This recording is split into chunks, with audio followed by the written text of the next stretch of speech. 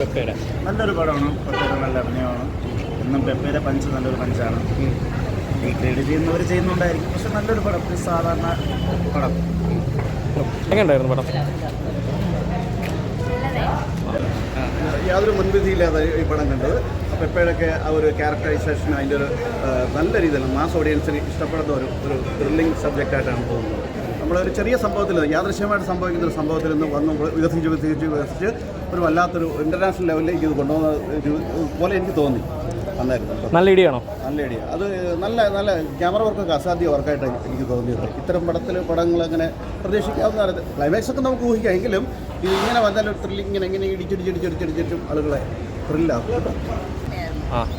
ആൻ്റണിയൊക്കെ എങ്ങനെയുണ്ട്? പെപ്പ ഐഡിയൊക്കെ എങ്ങനെയുണ്ട്? നല്ല സിനിമയായിരുന്നു. ബോക്സിങ് ഇഷ്ടപ്പെടുന്നവർക്ക് ഇഷ്ടപ്പെടും, രണ്ടു കൂട്ടർക്കും ഇഷ്ടപ്പെടും. നമുക്ക് മാനസികമായ ബുദ്ധിമുട്ടുണ്ടാകുന്ന ആ ഇൻസിഡൻ്റ് ഒക്കെ ഉണ്ട്. നല്ല സിനിമയായിരുന്നു. എങ്ങനെയുണ്ട്? എല്ലാവരും അഭിനയം എങ്ങനെയുണ്ട്? ആ കുട്ടിയുടെയൊക്കെ അഭിനയം നല്ല ആയിരുന്നു. പെപ്പയുടെ അഭിനയം നല്ലതായിരുന്നു. എന്താണ് ഇഷ്ടപ്പെട്ടതെന്നാണ്? ഒരുപാട് എലമെൻസ് ഉണ്ട്. പെപ്പെ നല്ല രസമുണ്ട്. പിന്നെ പുതിയൊരു വില്ലൻ പുള്ളിയുടെ പെർഫോമൻസ് ഭയങ്കര രസമുണ്ട്. സൈജു കുറുപ്പലി, ജോമോൾ എല്ലാവരും നല്ല രസമുണ്ട്. ആ മോള് ആക്ഷനൊക്കെ കൊള്ളായിരുന്നു. തിയേറ്റർ എക്സ്പീരിയൻസ് ആണോ?